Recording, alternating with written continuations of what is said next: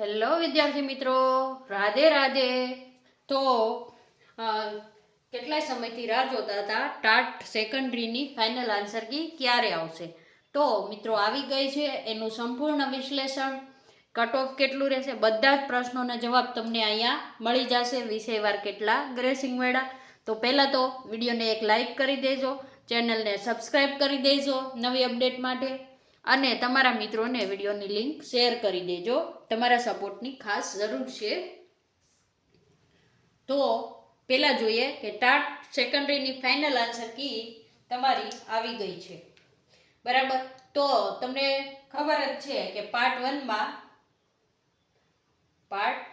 વનમાં 4 ગ્રેસ અને 3ના 2 જવાબ, 2 કે 3 જવાબ જી કયો એ, બરાબર. એટલું તમને મળેલું છે. એ તો બધાને કોમન છે, પરંતુ વિષયવાર અલગ અલગ છે. તો ઘણા મિત્રો ગણતરી કરતા હોય કે શું કરવું, તો તમારે પેપર 1 અને 2 બંનેના ટોટલ કેટલા ગ્રેસ મળેલા છે ને તમને એ કોષ્ટક આપણે અહીંયા આપેલું છે, કે જેને ગણિત વિજ્ઞાન છે ને જે મિત્રોને, એને 200 માર્કમાંથી કેટલા ગ્રેસ મળ્યા. 200 માર્કમાંથી ઘણા મિત્રોને છે ને ગ્રેસિંગના પછી માઇનસ થાય કે નહીં, કે ઈ ટીક કર્યો હોય તો ગ્રેસ મળે કે નહીં. તો મિત્રોને કહી દેવાનું કે તમારે આ રીતના હોય છે option A B C D અને E, બરાબર. આ રીતના અહીંયા રાઉન્ડ હોય છે. તો તમે આ ટીક કર્યું, આ કર્યું, કે પછી આ ડી કર્યું હોય, કે અહીંયા ઈ વાળું ને આમ રાઉન્ડ બનાવ્યું હોય તમે OMRમાં. તો ઘણા મિત્રોનું એવું છે કે અમે આ ઈ ટીક કર્યું છે તો અમને ગ્રેસિંગ માર્ક મળશે કે નહીં. તો એ મિત્રોને કહેવાનું કે તમે આ બધામાંથી ગમે ઈ ટીક કર્યું હોય તો તમને ગ્રેસિંગ માર્ક મળશે, 1 માર્ક મળશે, 1 માર્ક્સ મળશે, બરાબર. પ્લસ તમારે આના જે 0.25 માઇનસ થયા હોય ને એ પણ તમને મળશે. ટૂંકમાં જો તમારો આ પ્રશ્ન તમે જ્યારે પ્રોવિઝનલ આન્સર કી આવી હોય ત્યારે આ પ્રશ્ન તમારો ખોટો હોય અને અત્યારે ફાઇનલ આન્સર કીમાં તમારો સાચો થયો હોય તો તમારે એના 1.25 માર્ક ગણવા પ્લસમાં. કેટલા? જો ખોટો હોય ને સાચો પડ્યો હોય તો, કારણ તમારા જેટલા માઇનસ હોય એમાંથી પ્લસ થયા હોય. બાકી તમે પછી ખોટા પડ્યા હોય એની ગણતરી કરીને કરો ને તો પણ તમે આખી આન્સર કી સાથે મેળવો તો ચાલશે. તો કે ગણિત વિજ્ઞાનના છે ને જે મિત્રોને પેપર હતું ને એને 200 માર્કમાંથી ટોટલ 9 ગ્રેસ માર્ક મળ્યા છે. કેટલા? 9. અને 9માં 2 કે 3 જવાબ, એટલે કે ઘણાની નથી ખબર ડબલ જવાબ. આને આપણે 2 જવાબ કહી શકીએ ને આને ડબલ જવાબ કહેવાય. તો ઘણામાં તમને આમ આપ્યું છે આન્સર કીમાં A ને B, તો બીજામાં A ને D, અથવા અહીં આપ્યું હોય A B C ત્રણેય, તો આ ત્રણેય જવાબ સાચા ગણવાના. તમે જે ટીક કર્યું હોય આ 3માં તમે ટીક કર્યું હોય તો તમારો પ્રશ્ન કેવો થશે? સાચો થશે. તો ડબલ જવાબમાં એ રીતે ગણાશે. તો મિત્રો જોઈએ ને તો ગણિત વિજ્ઞાનમાં તમારા ટોટલ 18 પ્રશ્ન સુધરેલા છે. કેટલા? તો એના ઉપરથી તમને ખબર પડી શકે છે કે પેપરમાં કેટલી ભૂલ હતી, બરાબર. તો સામાજિક વિજ્ઞાન, જે મિત્રોને સામાજિક વિજ્ઞાનનું પેપર હોય, જે સિરીઝનું હોય કે ગમે એ સિરીઝનું હોય, એટલે ટૂંકમાં ABCD કે જે સિરીઝ આવતી હોય એ તમારે, તો એને 200 માર્કમાંથી 7 ગ્રેસ મળ્યા. કેટલા? 200માંથી 7 હો. બસ કે પેપર 1ના અલગ ને પેપર 2ના નહીં, આપણે બધી જ ગણતરી અહીં એક સાથે કરી નાખી છે. તો કે ટોટલ ગ્રેસ કેટલા મળ્યા? તો કે અહીંયા આપણે લખી દેવી ટોટલ, હો, કે ઘણાને એમ થશે અહીંયા ટોટલ ગ્રેસ સમજવાના. કેટલા મળ્યા? 7. ડબલ જવાબ કેટલા? તો કે 6. ટોટલ તમારે કેટલા પ્રશ્ન સુધરા? 13 સામાજિક વિજ્ઞાન વાળા. એવી જ રીતે ગુજરાતી વાળાને ટોટલ 11 પ્રશ્ન સુધરેલા. 6 તો ગ્રેસિંગ એટલે રોકડામાં. અંગ્રેજીમાં 5 ગ્રેસિંગ એટલે સમજી લો 5 તમે પ્રશ્ન ગમે ટીક કર્યો હોય એ 5 પ્રશ્નને તમને બેઠા મળી ગયા, અને બાકીના 6 તમને 2 જવાબ મળ્યા.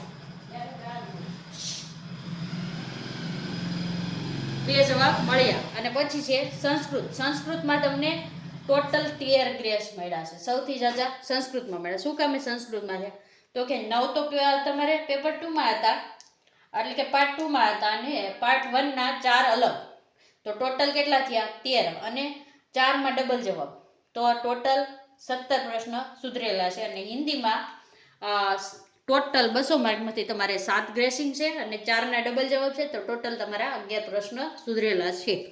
તો આ રીતે તમે હવે તમારા માઇનસ ને પ્લસ ને જે થતા હોય એ રીતે તમે ગણતરી કરી લેજો મિત્રો. તમને ગણતરી કરતા આવડતી જ હોય છે, બરાબર. હવે તો કે કટ ઓફ કેટલું રહેશે જુઓ. ઘણા વિષયમાં ગ્રેસિંગ જાજા મળ્યા છે, ઘણામાં નથી મળ્યા. અને ટાટ સેકન્ડરી જુઓ કે ટાટ હાઈ સેકન્ડરી જુઓ, સંસ્કૃત વિષય અને એક ગણિત વિજ્ઞાન બંનેમાં જાજા પ્રશ્ન સુધરેલા છે. બેમાં સંસ્કૃતમાં ટાટ હાઈ સેકન્ડરી મારા ખ્યાલથી 7 ગ્રેસિંગ હતા ખાલી વિષયમાં. સંસ્કૃત વિષયવાળા 100માંથી 7 હતા, બરાબર.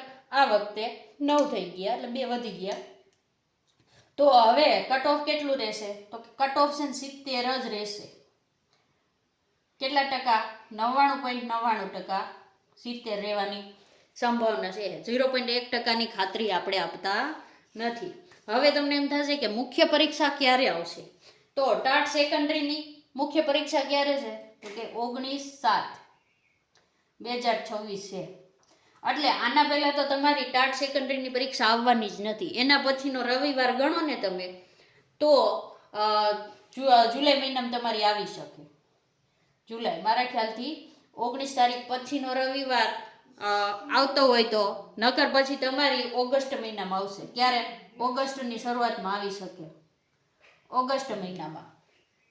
તો જે મિત્રોને તૈયારી કરવાની હોય ચાલુ કરી દેજો. જે મિત્રોને 70 માર્ક થતા હોય ચાલુ કરી દેજો તૈયારી, કારણ મેન્સ તમારી 1 મહિનાની અંદર આવી જશે. લગભગ આવતા મહિનાની આટલી તારીખે તમારી મેન્સ લેવાઈ જવાની કે એની આજુબાજુ લેવાઈ શકે છે. આજે આપણી તારીખ છે, એના આધારે તમે ગણતરી કરી શકો છો. આજ મારા ખ્યાલથી 26 કા 27 તારીખ છે, બરાબર. 26. તો આવતી 26, તો કે આવતી 26 મારા ખ્યાલથી શનિ રવિ હશે, લગભગ રવિવાર હોવો જોઈએ. 7 દિવસ એટલે 19 ને 20 26, હા રવિવાર. તો 26 તારીખે પણ આવી શકે અને નકર પછી ઓગસ્ટના પહેલા રવિવારે કે બીજા રવિવારે, બરાબર. જો આવે ને તો 26 તારીખે રવિવાર છે તો આવી શકે છે, બાકી એના પછીની તારીખે તમારી મેન્સ આવશે. તો જે મિત્રોને મેન્સની તૈયારી કરવાની છે આજથી ને ચાલુ કરી દેજો અને આપણો વિડીયોને શેર કરી દેજો, લાઈક કરી દેજો અને આપણી ચેનલને સબસ્ક્રાઈબ પણ કરી લેજો. અને વિડીયો સારો લાગ્યો હોય તો એક કમેન્ટ પણ કરી દેજો. હવે વિડીયોને પૂર્ણ કરીએ છીએ. રાધે રાધે.